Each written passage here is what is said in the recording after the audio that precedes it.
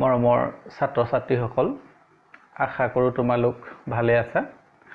আজি তোমালোকৰ বাবে ইংলিছ গ্ৰামাৰৰ এটি খুবেই গুৰুত্বপূৰ্ণ টপিক আলোচনাৰ বাবে লৈ আহিছোঁ এটি ভিডিঅ'ৰ জৰিয়তে। আৰু আমি এই ভিডিঅ'ত আসলতে ইংলিছ গ্ৰামাৰৰ খুব গুৰুত্বপূৰ্ণ টপিক ভইচ বা বাক্য সম্পৰ্কে আসলতে আলোচনা কৰিবলৈ আগবাঢ়িছোঁ। আৰু আমি তোমালোকক বহিত সুন্দৰভাৱে ফৰ্মুলা উইথ এক্সাম্পল সহ আলোচনা কৰিম আৰু আশা কৰোঁ তোমালোকে বুজি পোৱাত চাগে সুবিধা হ'ব। আৰু যদি কিবা অসুবিধা পোৱা তেনেহ'লে আলোচনাৰ বাবে আগবঢ়াই দিবা বুলি আশা কৰিলোঁ। আসলতে ভইচ বা বাক্য ই আসলতে আমাৰ মোটামুটি প্ৰায় ক্লাছ 8 মানৰ পৰা আসলতে প্ৰয়োজন হয়। আৰু আমি আসলতে এই ভিডিঅ'টো যদিও 9 to 12 বুলি কম, আসলতে আমি আশা কৰোঁ ক্লাছ 8ৰ ছাত্ৰ ছাত্ৰীসকলে ভিডিঅ'টো চালেও নিশ্চিতভাৱে ভইচ সম্পৰ্কে কিছু আভাস তেওঁলোকে পাবলৈ সক্ষম হ'ব। ছাত্ৰ ছাত্ৰীসকল, আমি ভইচ সম্পৰ্কে আলোচনাৰ কাৰণে আগবাঢ়িছোঁ। আমি জানো যে ভইচ বা বাক্য আসলতে দুটা ভাগত বিভক্ত। প্ৰথম হৈছে এক্টিভ ভইচ আৰু দ্বিতীয় হৈছে পেছিভ ভইচ। এক্টিভ ভইচৰ বৈশিষ্ট্য বুলি ক'লে আমি জানো যে এই ভইচত কৰ্তাই প্ৰাধান্য লাভ কৰে, যাক আমি ছাবজেক্ট বুলি কওঁ, আৰু সেয়েহে বাক্যৰ প্ৰথমে আমি ছাবজেক্টক দেখা পাওঁ। দ্বিতীয় পেছিভ ভইচ, এই ভইচ বা বাক্যত আসলতে কৰ্মই প্ৰাধান্য পায় আৰু কৰ্ম প্ৰথমে বহে, সেয়েহে কৰ্ম অৰ্থাৎ অবজেক্ট আমি পেছিভ ভইচত প্ৰথমে দেখা পাওঁ। আমি সাধাৰণ অৰ্থত ক'ব পাৰোঁ যে এক্টিভ ভইচত সাধাৰণতে ছাবজেক্ট, ভাৰ্ব, অবজেক্ট লগতে আদাৰ্ছ বা অন্যান্য থাকি এটা বাক্য সাধাৰণতে গঢ়ি লয় বা গঢ়ি উঠে। এতিয়া কথাটো হ'ল, আমি উদাহৰণস্বৰূপে এটা বাক্য ল'ব পাৰোঁ যে হি কিল্ড এ টাইগাৰ। আমি এই বাক্যটো এক্টিভ ভইচত আছে বুলি চিনি পালোঁ এই কাৰণে যে হি হ'ল ছাবজেক্ট, কিল্ড ভাৰ্ব আৰু এ টাইগাৰ অবজেক্ট। এতিয়া কথা হ'ল, এই বাক্যটোক আমি যেতিয়া পেছিভ ভইচলৈ নিম, ইয়াৰ এটা নিৰ্দিষ্ট সূত্ৰ, থিয়ৰী বা এক ফৰ্মুলা আছে। গতিকে প্ৰথম কথা আহিব যে আমি এটা ভইচক এক্টিভৰ পৰা পেছিভলৈ নিওঁতে কি কৰিব লাগিব। এতিয়া প্ৰথম কথা আহিব যে আমি ভাৰ্বক চিনি ল'ব লাগিব বা ভাৰ্বক বিচাৰি ল'ব লাগিব।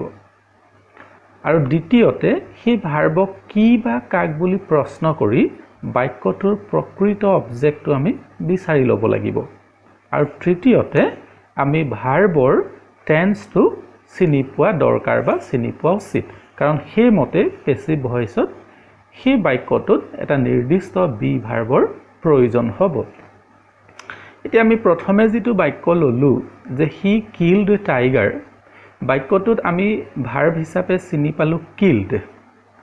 আৰু সেই কিল্ড মাৰিছিল বা হত্যা কৰিছিল, কি মাৰিছিল বা কি হত্যা কৰিছিল বুলি ক'লে তাৰ উত্তৰ আহিব এ টাইগাৰ। গতিকে এই টাইগাৰক কৰ্ম বা অবজেক্ট হিচাপে আমি চিনি পালোঁ। এতিয়া এই কৰ্ম বা অবজেক্টটো পেছিভ ভইচত ছাবজেক্ট হিচাপে প্ৰথমলৈ আহিব এ টাইগাৰ। যিহেতু আমি ভাৰ্বটো চিনি পালোঁ, গতিকে ভাৰ্বৰ টেন্সটো আমি বিচাৰি দেখিলোঁ যে কিল্ড এই পাষ্ট টেন্সত আছে। গতিকে আমি পাষ্ট টেন্সৰ বি ভাৰ্ব ৱাজ আৰু ৱেৰৰ পৰা এই টাইগাৰৰ লগত আমি দেখিলোঁ যে ৱাজ বি ভাৰ্বৰ প্ৰয়োজন হ'ব। তৃতীয় আহিলে ভাৰ্বৰ পাষ্ট পাৰ্টিচিপল ফৰ্ম ব্যৱহাৰ কৰিব লাগিব। গতিকে পাষ্ট পাৰ্টিচিপল ফৰ্মত দেখিলোঁ কিল্ড, তাৰ পাষ্ট পাৰ্টিচিপল একেই হ'ব কিল্ড। গতিকে আমি এ টাইগাৰ ৱাজ কিল্ড ইয়ালৈকে আমি আহিলোঁ। ভাৰ্বৰ পাষ্ট পাৰ্টিচিপল ফৰ্মৰ পিছত আমি এটা নিৰ্দিষ্ট প্ৰিপজিশ্যন ব্যৱহাৰ কৰিব লাগিব বা ইউজ কৰিব লাগিব। এতিয়া প্ৰিপজিশ্যনবিলাক আমি দেখোঁ যে বাই, টু, উইথ, এট সাধাৰণতে ভইচত ব্যৱহৃত হয় বা ব্যৱহাৰ হয়। গতিকে এতিয়া সাধাৰণ অৰ্থত প্ৰিপজিশ্যন আমি কি লিখিলোঁ যে আমি বাই ব্যৱহাৰ কৰিলোঁ, আৰু শেষত আমি যেহেতু হি কিল্ড এ টাইগাৰত সাবজেক্ট হিচাপে হি আছিল গতিকে পেসিভ ভয়েসত হি পৰিৱৰ্তন হৈ আমি হিম লিখিলো অৰ্থাৎ he killed a tiger active ভয়েসৰ বাক্যটো পেসিভত লিখোতে আমি লিখিব লাগিব এ tiger was killed by him এই হিম হোৱাৰ এটা নিৰ্দিষ্ট ফৰ্মুলা বা এখন টেবুল আছে যেটোখিনি প্ৰনাউন গতিকে চেঞ্জ অফ প্ৰনাউন বুলি আমি এখন টেবুল সাধাৰণতে তৈয়াৰ কৰি ল'ব পাৰো যেহেতু এক্টিভ ভয়েসত যদি আই হয় তেনেহলে পেসিভ ভয়েসলৈ মি হিচাপে পৰিৱৰ্তন হয় হি হলে হিম হ'ব সি হলে হার হ'ব উই হলে আস হ'ব দে হলে ডেম হ'ব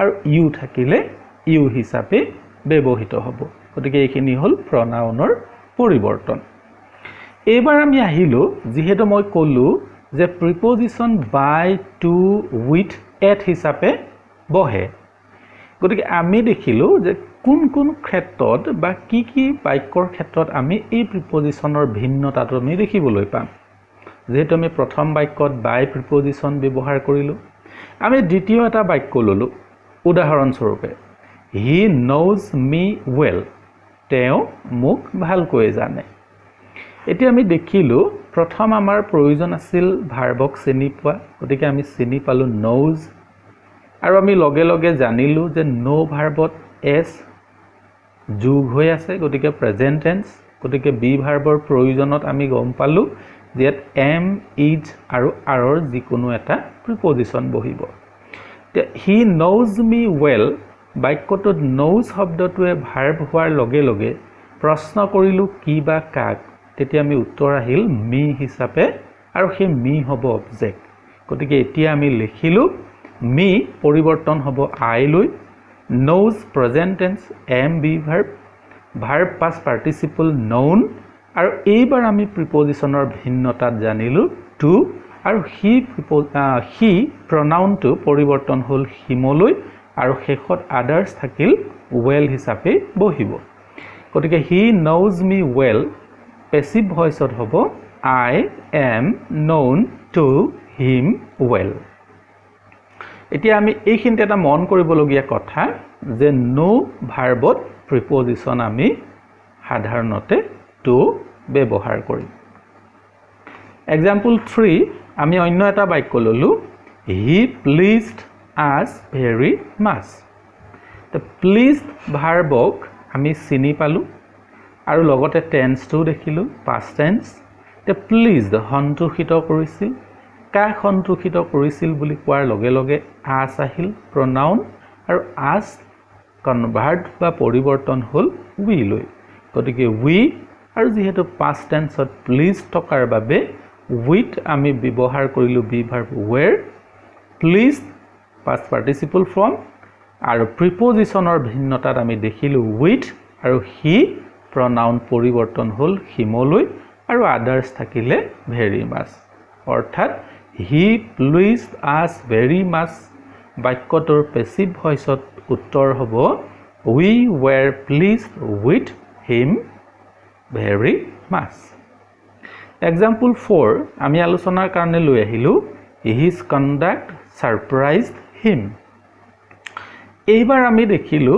verb surprised আৰু surprisedক আমি চিনি ললো past tense আৰু সাৰপ্ৰাইজক আমি প্ৰশ্ন কৰোতে কিবা কাক উত্তৰ আহিল ডেম গতিকে ডেম অবজেক্ট হোৱাৰ কাৰণে পেসিভ ভয়েসত সাবজেক্ট হিচাপে ডে হৈ আহিলে আৰু ডে পাষ্ট টেন্স হোৱাৰ কাৰণে বি ভাৰ্ব ওৱেৰ গতিকে উত্তৰ হ'ব ডে ওৱেৰ ভাৰ্বৰ পাষ্ট পাৰ্টিসিপল সাৰপ্ৰাইজ আৰু প্ৰিপজিশনৰ ভিন্নতাত আমি দেখিলো এট আৰু শেষত সাবজেক্ট হিজ কন্ডাক্ট এক্টিভ ভয়েসৰ পেসিভ ভয়েসত object হিচাপে বহিল his conduct গতিকে আমি আকৌ এবাৰ কৈছো his conduct surprised them passive voiceৰ উত্তৰ হ'ব they were surprised at his conduct এতিয়া আমি এই যে চাৰিটা বাক্য ললো এই চাৰিটা বাক্য এই কাৰণে আমি আলোচনা কৰিলো ইয়াত প্ৰিপজিশনৰ ভিন্নতাটো আমি দেখা পালো আমি এই বাক্য কেইটাৰ ভিন্নতাটোক আলোচনাৰ কাৰণে লৈ আহিছো এনেদৰে যে সাধাৰণতে প্ৰিপজিচনৰ ক্ষেত্ৰখনত কেনেকুৱা হয় যে verb please, displease, surprise, vex, satisfied, dissatisfied কোনো ব্যক্তিৰ সৈতে হোৱা বুজালে প্ৰিপজিচন সাধাৰণতে উইথ ব্যৱহাৰ হয়। এক্সাম্পল 3 আমি দেখিছিলো হি প্লিজড আস ভেৰি মাচ। গতিকে প্লিজড কা সন্তুষ্টিত কৰিছিল, আমাক সন্তুষ্টিত কৰিছিল, অৰ্থাৎ আমাকটোৱে ব্যক্তি বুজাইছিল আৰু সেই আমাক হোৱাৰ কাৰণে আমি প্ৰিপজিচন ইয়াত উইথ ব্যৱহাৰ কৰিছিলো। ঠিক অন্যহাতে যদিহে এই একে ভাৰ্ববোৰ প্লিজ, ডিছপ্লিজ, সাৰপ্ৰাইজ ইত্যাদি এই ভাৰ্ববোৰে যদি কোনো ব্যক্তিৰ conduct, behaviour, manner, job, work আদিৰ সৈতে হোৱা বুজায় তেন্তে প্ৰিপজিচন সাধাৰণতে এট ব্যৱহৃত হয়। এক্সাম্পল 4 আমি দেখিছিলো হিজ কণ্ডাক্ট সাৰপ্ৰাইজড দেম, অৰ্থাৎ কণ্ডাক্ট তেওঁৰ আচৰণে আমাক আচৰিত কৰিছিল। যেহেতু ব্যক্তিজনে আচৰিত কৰা নাই, তেওঁৰ আচৰণেহে আমাক আচৰিত কৰিছিল। গতিকে আমি উত্তৰ লিখিছিলো দে ৱেৰ সাৰপ্ৰাইজড আৰু সেই কণ্ডাক্ট থকাৰ বাবে প্ৰিপজিচনৰ ভিন্নতাত আচলতে ইয়াত এট ব্যৱহাৰ হৈছিল আৰু বাকি সকলো নিয়ম আগৰ ধৰণে আমি লিখিব পৰা হৈছিল। গতিকে প্ৰথম ভইচৰ এটো হৈছে আধাৰ আৰু এই ফৰ্মুলাৰ পৰাই আমি ভইচৰ অন্য বাক্যবিলাকৰ পৰিৱৰ্তন কিদৰে সম্ভৱ হয় এক্টিভ ভইচৰ পৰা পেছিভ ভইচলৈ আলোচনা কৰিব পাৰিম বা উত্তৰখিনি কৰিবলৈ সমৰ্থ